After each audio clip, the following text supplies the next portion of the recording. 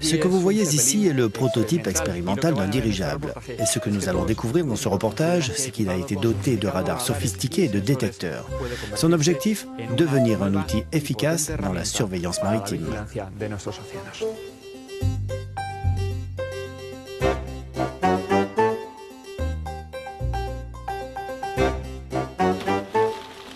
Une matinée très animée pour ces scientifiques d'un centre de recherche dans le nord de l'Italie. Ils sont spécialisés dans les radars, les détecteurs et l'aérostation.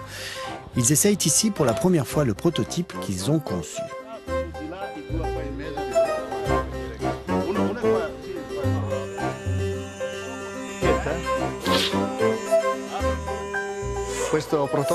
Ce prototype est un dirigeable.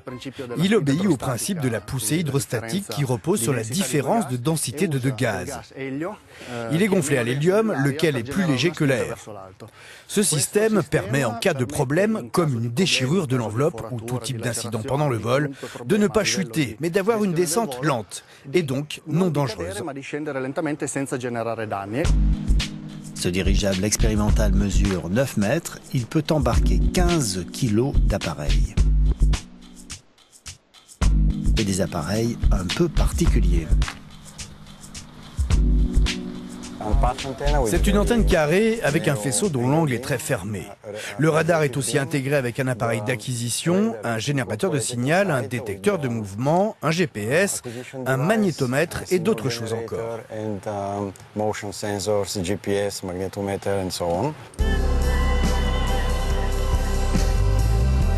Le prototype a été développé dans le laboratoire Melissa du JRC, le Centre commun de recherche de la Commission européenne, avec un objectif bien précis. Nous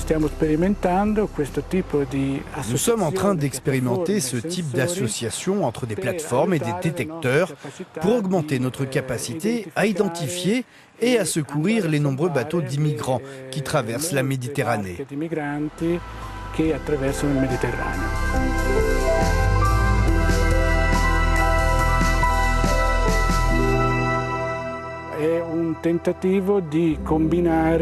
C'est une tentative de réunir une plateforme relativement neuve avec de la technologie déjà maîtrisée pour obtenir un résultat efficace qui fonctionne bien, à peu de frais et qui puisse être mis en œuvre facilement.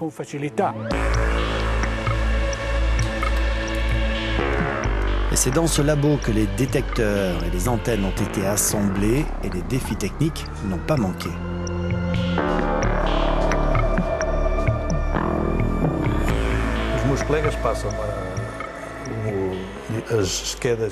Mes collègues m'ont fourni les circuits électroniques et j'ai dû trouver le moyen de les faire entrer dans cette boîte.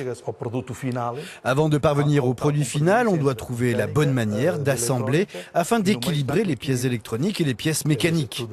Tout doit être compact, équilibré et fiable. À ce stade, les chercheurs travaillent sur la façon d'améliorer l'efficacité du système actuel.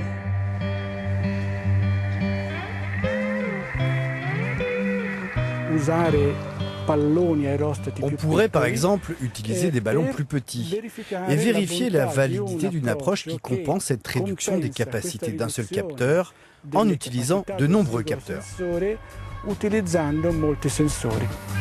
Pour les chercheurs, il s'agit ici de donner aux pays européens des éléments scientifiques précis et justes pour venir soutenir leur politique migratoire, mais aussi et surtout pour sauver des vies.